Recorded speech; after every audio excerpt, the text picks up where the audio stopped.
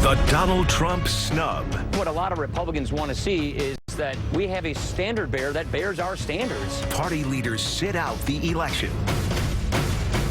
Will Trump cost Republicans control of Congress? This is not entertainment. This is not a reality show. We'll talk to the Democratic Congresswoman trying to take down John McCain. Also, Hillary Clinton's reality check for Bernie Sanders. I am 3 million plus votes ahead of Senator Sanders. And our exclusive sit-down with Larry Wilmore, his first on-camera interview since the N-word controversy. It was at the point where I wanted to make a statement more than a joke. Oh, you made a statement. I know. And by the way, Reverend, I'm prepared to live with the consequences of it. Why he said it, and what it reveals about race and rhetoric in the age of Obama. I don't know if America's ready for a white president. I really don't know, Reverend Al. I'm not sure. From Rockefeller Center in New York City, this is Politics Nation with Al Sharpton.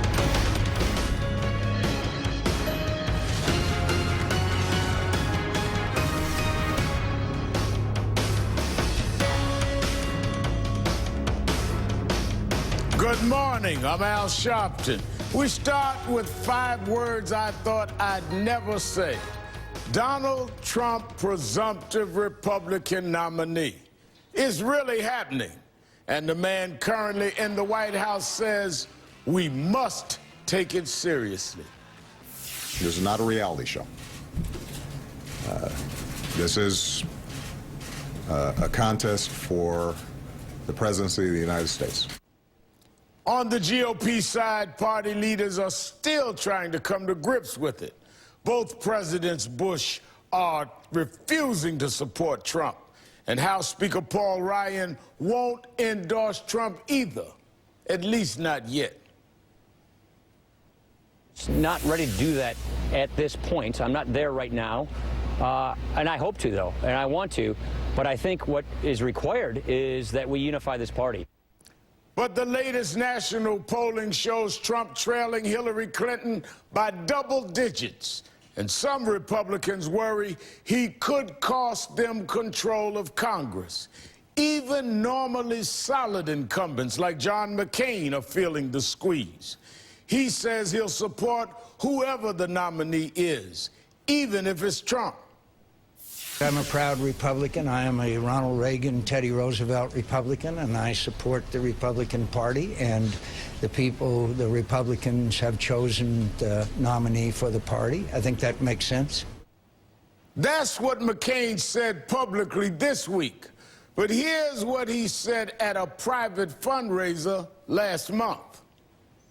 If it's Donald Trump at the top of the ticket here in Arizona, with over 30% of the vote being Hispanic vote, I have no doubt that this may be the race of my life.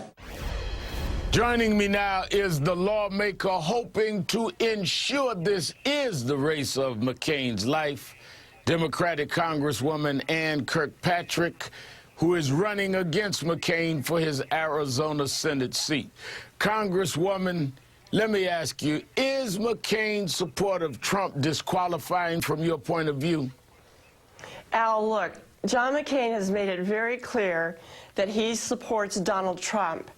Regardless of what he might say behind closed doors or say in the future, he's said it over and over again.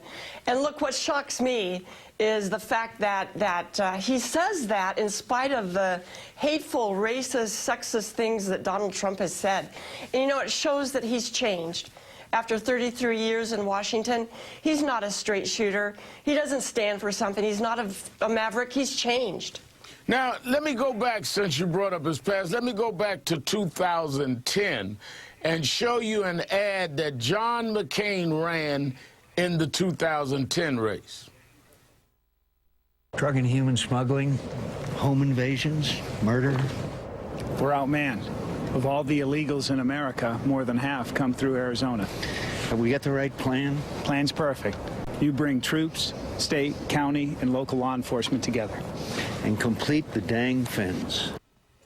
Blaming immigrants for murder, for home invasion, vowing to, quote, complete the fence. I mean, this is John McCain. Is that much difference that you see there between what he's saying and what Trump is saying about building a wall? You know, it's another example of, excuse me, how John McCain has changed. Yeah, he ran on build the dang fence, you know, and he says whatever, you know, he thinks people want to hear. He changes his position depending on who he's talking to. So he's told Dreamers that he'll support the DREAM Act, and then he's voted against it. He's changed. He's not a straight shooter. He is not a maverick. He doesn't stand for anything. Now, you look at the breakdown of your state, 1.9 million Hispanics. 1.9 million Hispanics, 30% of the populations. It's the 6th largest in the country. So there's no wonder that McCain is saying in private this could be the fight of his life, or he could end up defeated if people come out and vote, given the numbers that you see of the Hispanic population in your state, and given that Donald Trump is at the head of that ticket. Look, Arizona is very diverse. We have a very large minority population. I was born and raised on the White Mountain Apache Nation. I grew up speaking Apache. You know, I saw firsthand how tough life is. I see that also in the Latino communities here in Arizona, and he's out of touch. He's changed after 33 years in Washington. He's out of touch with Arizona. Congresswoman Ann Kirkpatrick, thank you for being here this morning. Thank you so much. Joining me now, MSNBC contributor and Washington Post columnist E.J. Dionne, and author of Why the Right Went Wrong. Thanks for being here. Good to be with you, Reverend. So, E.J., Speaker Ryan won't endorse yet. Both Bushes are staying out. Have you ever seen anything like this in politics? I don't think we've ever seen anything quite like this since Barry Goldwater back in 1964. And this may be worse because in Goldwater's case, whether you liked him or hated him, you actually knew where he stood. And in Trump's case, people aren't even sure what he believes. He kind of shifts around. He says some wild things. And I think you're seeing a lot of Republicans who are either worried about his impact on their chances for re-election. John McCain is a good example. Some who have principal reasons for opposing him, either because they are conservatives who aren't sure if he's a conservative, or a lot of other Republicans who just think that what he says about women and Latinos and all sorts of other groups, plus John McCain, even Ted Cruz's dad, that these are outrageous things to say. And when you look at the way he treated Jeb Bush, it is not at all surprising that the two President Bushes are saying they're not going to get in. And Paul Ryan is in a real box here because he is a leader of the party. He may well want to pick up the pieces if Trump gets clobbered and run in 2020. So he's expected to support the ticket, but he knows there's a real downside and that Trump has contradicted a lot of the things he has said. And so he and the party have a big, big problem. Now, Reince Priebus, the chair of the GOP, was asked about Trump's reaction to Paul Ryan on Friday. Listen to this. Donald Trump called you within minutes. Yeah, you're pretty good. I can't lie. No, I wouldn't lie anyway. Okay. That's right. Okay, what was his mood? You know, it wasn't like furious or anything. It was just like, you know, what do I, you know, what do I need to do? I mean, Trump has created a literal split in the GOP. You have the Speaker of the House on one side and the chair of the GOP on the other. You don't want on tape, by the way, the words, I couldn't lie, oh, I wouldn't lie. Anyway, that was a really interesting moment there. And you got Priebus and Ryan are good friends from Wisconsin, and they're on opposite sides. And I think one of the really striking things is how much trouble Donald Trump is having being a gracious winner. This morning, he put out this tweet just bashing Ryan. Paul Ryan said, I inherited something special, the Republican Party. Wrong. I didn't inherit it. I won it by millions of voters. Now, what does that do? That puts Ryan in a terrible position because if he eventually goes along with Trump, it looks like he is responding to Trump's pressure. He doesn't want to look supposed to meet this Thursday. What do you think is going to happen? I think it's going to be I think Trump is not making it easy for Ryan to come out there and endorse him. And, you know, interestingly, if Trump says some of the things Ryan needs to hear, like he endorses Paul Ryan's budgets, that's going to make him very unpopular with a lot of those working class voters in places like Michigan or Pennsylvania that he's trying to win. So it is tricky for Ryan, but it's also tricky for Trump if he really wants Ryan's support. E.J. Dionne, thanks for being here. It's great to be with you. Thanks. Next, the Democratic fight and Hillary Clinton's two-front war, taking fire from both Donald Trump and Bernie Sanders.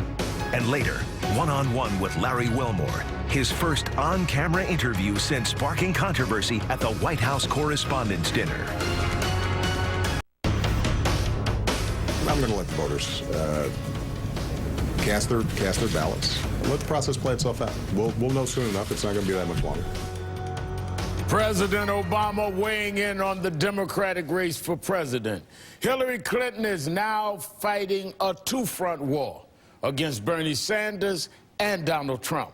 Clinton suggesting that it's time for Sanders to help unify the party, as she did in 2008. I will do everything I can to unify the party. I did that when I pulled out in 08. Some of you remember. Yeah.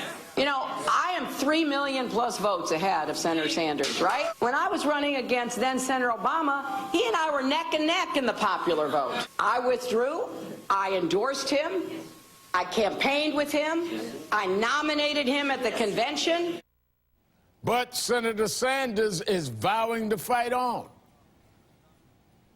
We have a path toward victory. I admit that it is a narrow path, but we think everybody in this country, people in California, in Kentucky, and West Virginia, have a right to determine who they want to see as president of the United States and what kind of agenda they want the Democratic Party to have. So we're going to fight, Scott, for the very last vote that we can get. Few expected the GOP race to be wrapped up so early. Even fewer thought we'd see a contested convention on the left. Joining me now is Liz Plank, senior correspondent for Vox, MSNBC political analyst Jonathan Alter, and conservative political analyst Amy Holmes. Thank you for being here. Thanks, Rev. Thank you. Jonathan, let me go to you first. Is Clinton right to compare what she did in 2008 to what Sanders is doing now?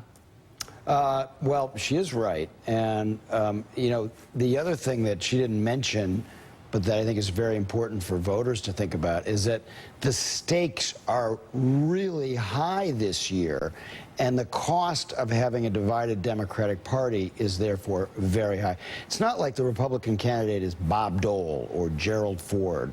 We're talking about Donald Trump, you know, and so at this point, Democrats need to take a good look in the mirror, look at the math, which is irrefutable. You know, facts are stubborn things, and Bernie Sanders is not going to be the nominee of the Democratic Party, full stop. So it's about time people recognize that and do what's right for the party. Amy, Donald Trump is actually recycling Sanders' attacks on Clinton. Here's what he told Lester Holt this week. Give me 3 words that you would use to define her, that you will use as you press forward. Well, you know, bad judgment is a couple of words that we can use, and they were used by Bernie Sanders. Bernie Sanders said she's not qualified to run for president because she suffers from bad judgment, and I think that's true. But, Amy, can't Clinton recycle some of the attacks from some of the GOP candidates that they made on Trump? Absolutely, and look for her to do just that. That's politics. It ain't beanbag. Hillary Clinton can complain about Bernie Sanders staying in the race, but this is a campaign, not a coronation, and she has to fight for it. And really, you know, and I don't say this to be cynical or disingenuous, it's good for Hillary because it's good for her to hone her message, become a better candidate. If anything, Bernie Sanders' candidacy, when you remember, he was 40 points behind. Nobody ever thought he'd be this competitive, that it underscores what a weak candidate candidate Hillary Clinton is, and that she needs to sharpen up her message, sharpen up her attacks if she wants to be able to win this election. But Liz, you know, the FBI investigation on Clinton's emails it doesn't suggest she was intending to break the law.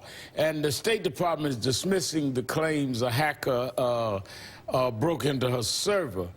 Is Sanders, however, hanging on in case Clinton's campaign implodes over the email investigation? I mean, perhaps it would be a good reason to stick around. And you know, the whole dishonesty issue and trust issue that Hillary Clinton has been having a lot of it is mostly due to that case. And I think there's also a danger. If you have a candidate on the other side, on the Republican side, Donald Trump, really reeling in, bringing in voters who are angry, you don't want to make your base angry either. So there are a lot of people who are backing Sanders who she's going to want to have when she is the nominee, and she doesn't want to alienate them and for them to go and vote for Donald Trump. So it is important for her to keep that kind of amicability going and to not feed into this narrative that the system is rigged, that she is this establishment candidate. And so I don't see actually anything bad in Sanders sticking around at this point. Well, look at all of those millennials. Do they want to be told by Hillary Clinton that their votes don't count, don't matter? But Jonathan, you know, Mrs. Clinton did what she did in 2008 to unify the party and for her own political future. She did become Secretary of State and respected in the party.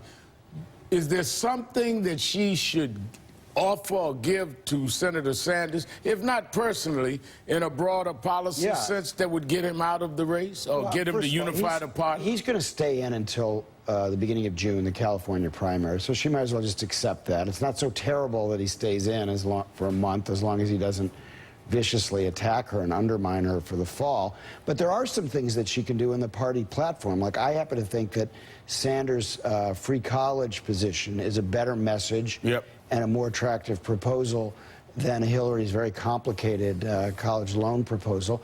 Maybe she could say, all right, well, you know, we will have some kind of compromise over the platform at the convention so that that proposal is a little bit more like yours. Or maybe something on banking regulation. Hillary has some. Sanders wants to break up the banks. Maybe there's something in between they could compromise on at the convention. Now, these things would all be good for the Democratic Party because it would be stronger to run a little bit further to the left so as not to alienate those But Liz, supporters. You know, let's look at, as Jonathan talks about, let's deal with some other facts. Bernie Sanders just became a Democrat a year ago. He's 74 years old, so it's not likely he has another presidential run down the road. What's at stake for him here? Right, and I mean, he's still raising a lot of money, too. I know that in the last month his fundraising has gone down, but still, when you look at it proportionally, he's making a lot of money still, so there is still support there. And so for him to be able to stay in the party and change the party, perhaps, I mean, that's what he wants to do ultimately. He's in it for the political revolution, so it makes sense at this point that he is sticking around. And he has moved also his campaign away from this negative campaign of saying that Hillary Clinton is not qualified to be president. I think that he is concerned with unifying the party at this point, so it totally does make sense. And hold it 1 minute, Liz, Jonathan, Amy, stay with me. Lots more ahead, and I see you all have a lot more to say. We'll be right back with more Politics Nation with Al Sharpton. Lots more on Donald Trump and the GOP coming up. Also, my exclusive interview with comedian Larry Wilmore. We cover a lot of ground, including his use of the N-word at the White House Correspondents' Dinner. You know, I've been called the word growing up and that type of thing. As you look at race in America and we deal with all of these issues, given the reaction, given the discussion this week, would you do it again? Would you use that word, that setting again?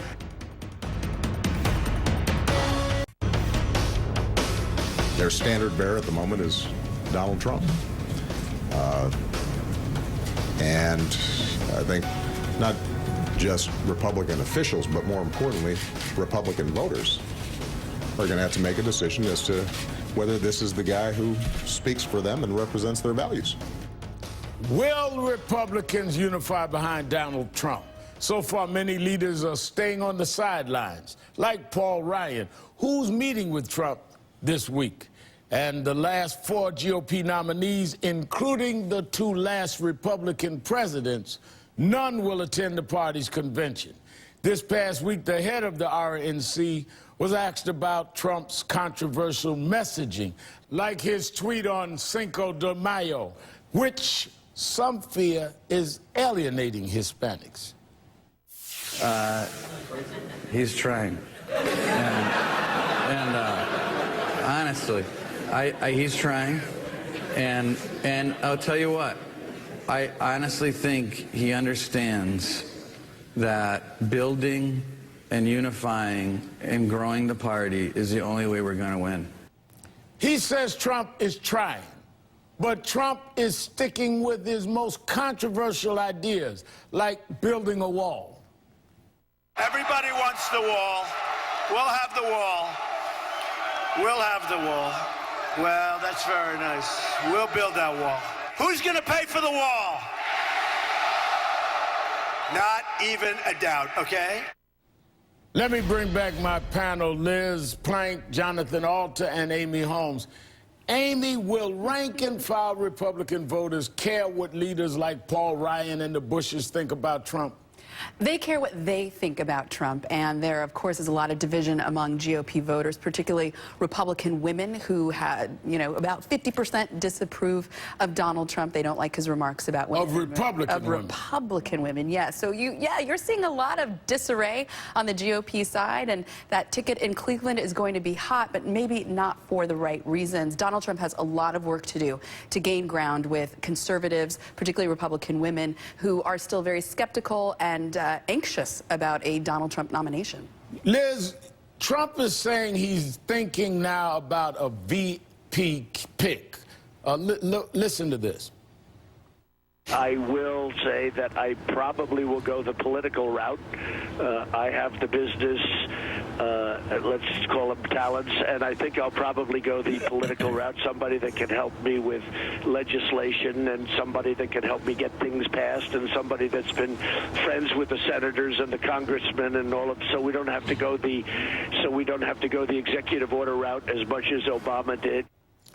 What kind of VP choice could he come up with that would balance him out? And who would agree to be on the ticket that could do it? I think that is really the question, because even the first few names that he's put out, those people have already said that they would rule it out. So I think that's going to be his issue. And when I went to CPAC earlier this year, I talked to conservatives, and this was before Donald Trump was even the nominee. I mean, it was clear that he may be the nominee. And what people just kept cringing at the idea that he would even be the nominee. And I said, okay, well, would you vote for Hillary Clinton then? And even conservatives were kind of they still mostly said Trump. But the fact that they would even consider potentially voting for Hillary, who's the epitome of left-wing progressive politics, to me really signals his inability to unite the party. Well, Jonathan, let me pick up on that, because Politico's reporting that the Clinton fundraisers have been contacting Bush family donors in recent days, telling them she better represents their values than Donald Trump does. How many Republicans for Hillary do you think there are? Well, I think there are going to be quite a number, and the donors are going to help her greatly outspend Trump, because he's not liquid. His fortune's not liquid. I don't think that a large number of people are going to give him a lot of money. He's been running, claiming, I don't need your money. So now he's turned around and hired a finance chair, but I think he's going to have a hard time raising really big bucks. He's a master of the media, so he'll get a lot of free media. To me, the real challenge for Republican voters, whether they're going to leave him or stick with him, is they have to ask themselves, do people change? In other words, is character destiny? We know who this guy is.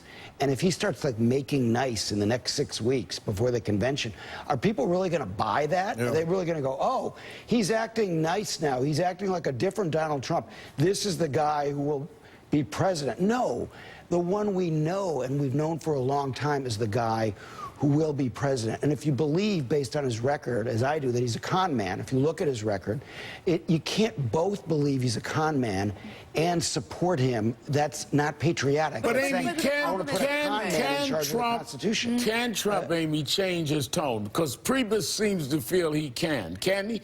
Can he change his tone? I don't know. Ask Melania. She's been asking him to change his tone for a couple of months now. You remember they floated the trial balloon that Donald Trump was going to sound more presidential. Then he went back to lying, Ted.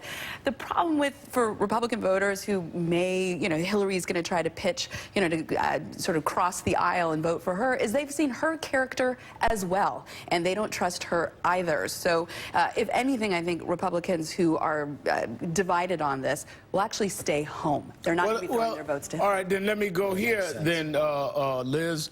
When you look at NBC has a battleground map, and it shows Clinton starting with a huge advantage, huge advantage in the Electoral College, and leading in most of the toss-up states. How could Trump close this gap? Yeah, I mean, to Amy's point, Hillary also is an unfavorable candidate. Actually, we haven't seen two candidates with such high unfavorability in a long time. And both are household names and well-known to the public. And that's the thing. We know Somebody can come right up. All right, well, Jonathan, you're a man in the know. What is driving Paul Ryan's resistance to Trump? Well, they don't share any political values. It's really a problem. Paul Ryan is an ardent free trader. Donald Trump is a protectionist. Paul Ryan wants some compromise on immigration. Obviously, Donald Trump doesn't. And I think Paul Ryan, who has whatever one thinks of his politics, he has a disposition that is fine for leadership, understands that temperamentally Donald Trump is not suited to the American presidency, that this kind of taunting that Trump does is likely to cause us huge problems abroad, huge problems with the stock market. His unpredictability is not good. We've been a stable nation. And I think he understands, as really an awful lot of people do at this point, that Trump would be a disaster as president. Hold on. So he's in Remember a trap. that Paul Ryan said that he's not ready, which means that he could possibly get ready. No, he could. In 6 weeks? Of course he could. Yes, But we're hearing one senator said this week about a third party. Are we going to keep hearing third Senator party Ben Sass all the from way Nebraska. to November? There might be grumbling. It's very difficult now to get a third party on the deadline ballot. is July and August. So there might be grumblings about this, but for Republican office holders who are loyal to the GOP, there's no way that they want to start a third party. The last time we saw a successful third party was Ross Perot in 1992, and it put a Clinton in the White House. And if we see one now, are you saying? We'll have our second Clinton in the White House due to a third party candidate. Liz Plank, Jonathan Alton, Amy Holmes, thank you both for your time today. Have a wonderful Mother's Day. Thank you, Reverend. You too. After the break, comedian Larry Wilmore sits down with Al Sharpton in his first television interview since the N-word controversy.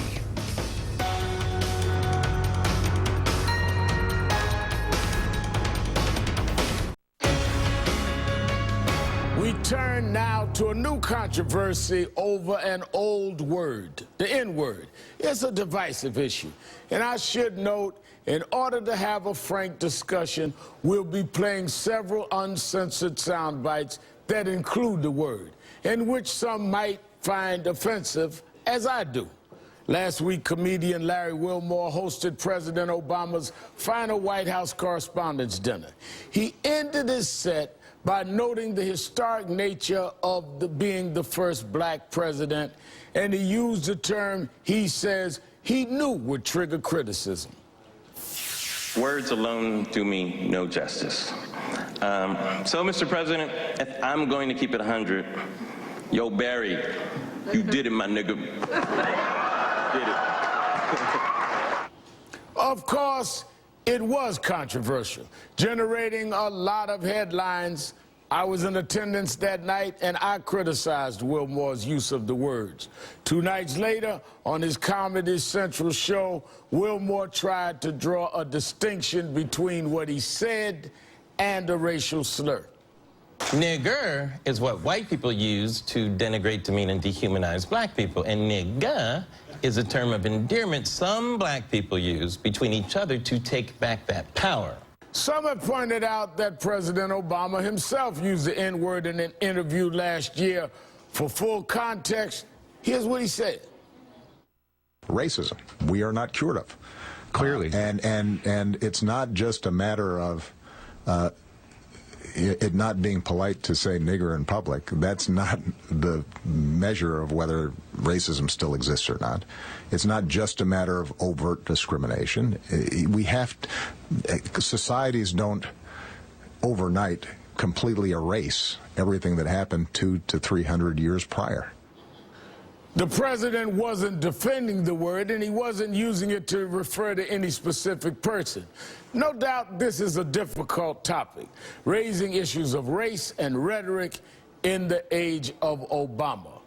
Joining me now is Larry Wilmore, host of the nightly show on Comedy Central. First of all, thank you for being here. Reverend Al, it's my pleasure. Thank you for having me. And let me say at the outset, you and I have respect for each other, know each other. We can disagree without being disagreeable. Absolutely. I've respected you for years and years. You've stood up for too many good causes, Reverend. And I respect you. We disagree on the term of the N-word. Tell me why you did it. You knew it was going to cause controversy. You knew people like me was going to say, yeah, I know. That's inexcusable. Slap my hand, Reverend. I was like, yeah. Well, to me, it was at the point where I wanted to make a statement more than a joke. I didn't view that portion as a joke. And I really wanted to explain the historical implications of the Obama presidency from my point of view. I'm the same age as the president.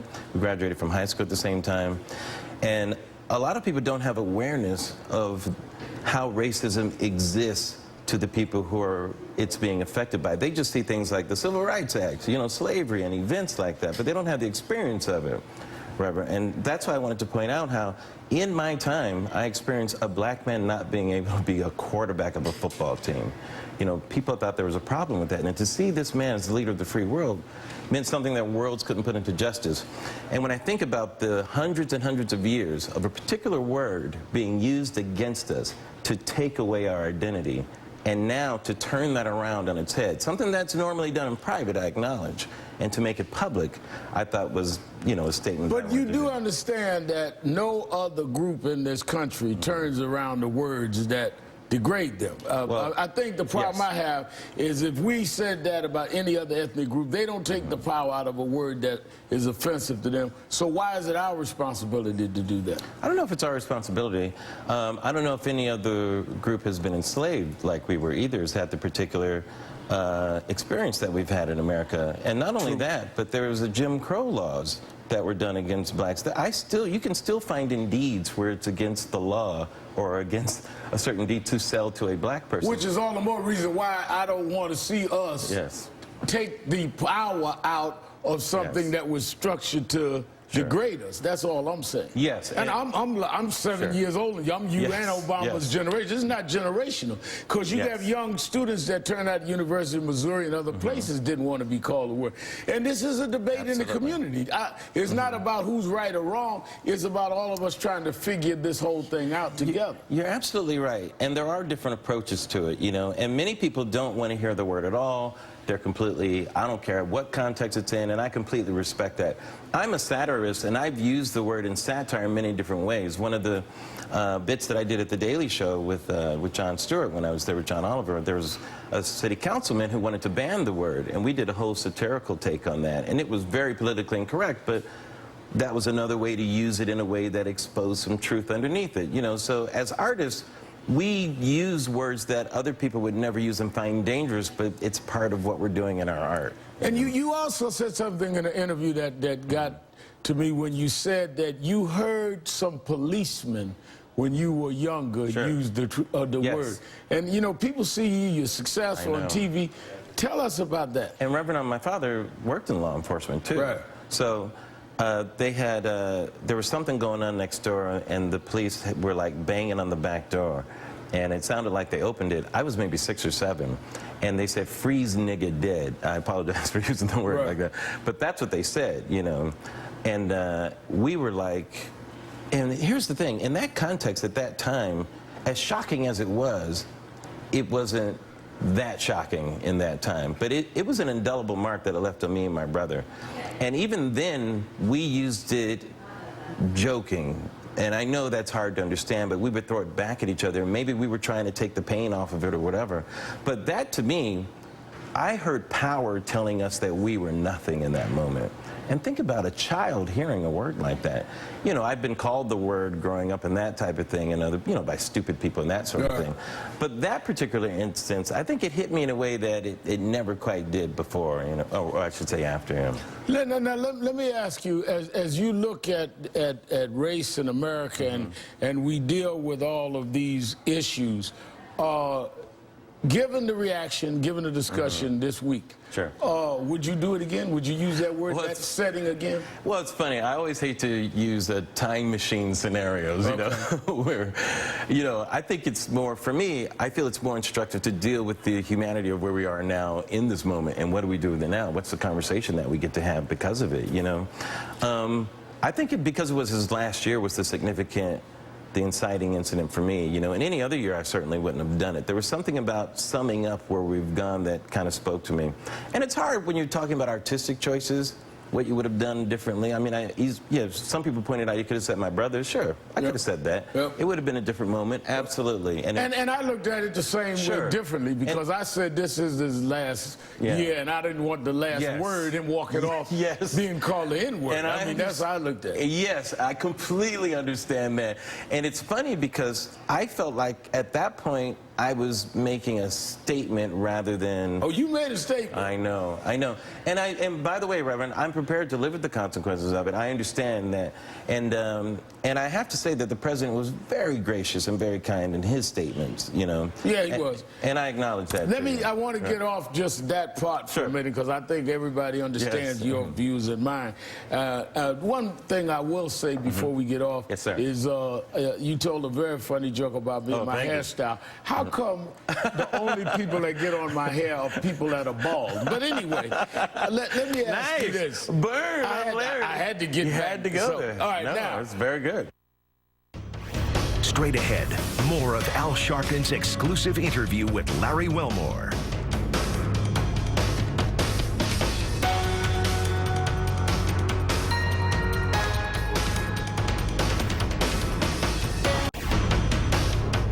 Welcome back. Now more of Al Sharpton's exclusive interview with comedian Larry Wilmore. Donald Trump says, who you also did a lot of jokes on, that he's going to get a lot of black votes. Oh, stop it. Black people love him. Your reaction? Maybe from people named the blacks, you know, but not from actual black people. But it's interesting, Reverend. I had some blacks on my show who said they want to support Trump. And I don't understand where that comes from. But I think for some of them, he represents this brash figure who isn't afraid of people, and that's like their connection to him or something. And I don't get that. I said that's what I'm asking, I guess. What is it that drives his in your opinion, someone that's in entertainment, obviously successful? Is it the celebrity driving the feelings of a lot of people that didn't have a way of expressing themselves? I mean, what do you think from a non-politician is driving this Trump kind of energy? I believe that Trump represents what I call the upper class.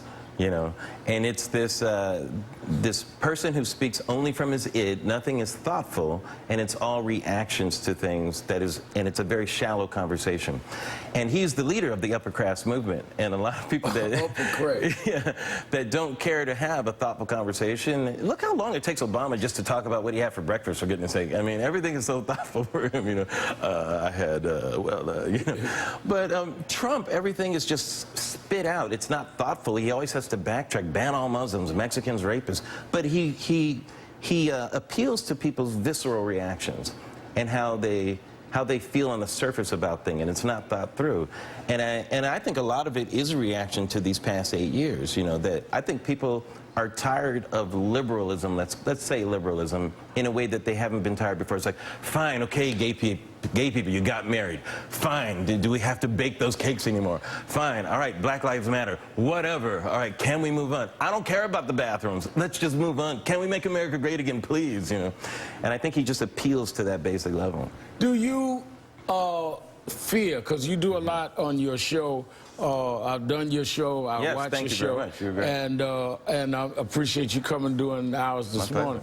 But do you fear where we may have a emotional reaction on all sides when we see for the first time in American history a white succeed a black president. We've never been here before, Larry. We're about 7 months away from, we don't know how we all are going to feel. I don't know if America's ready for a white president. I really don't know, Reverend Al. I'm not sure. I agree with you.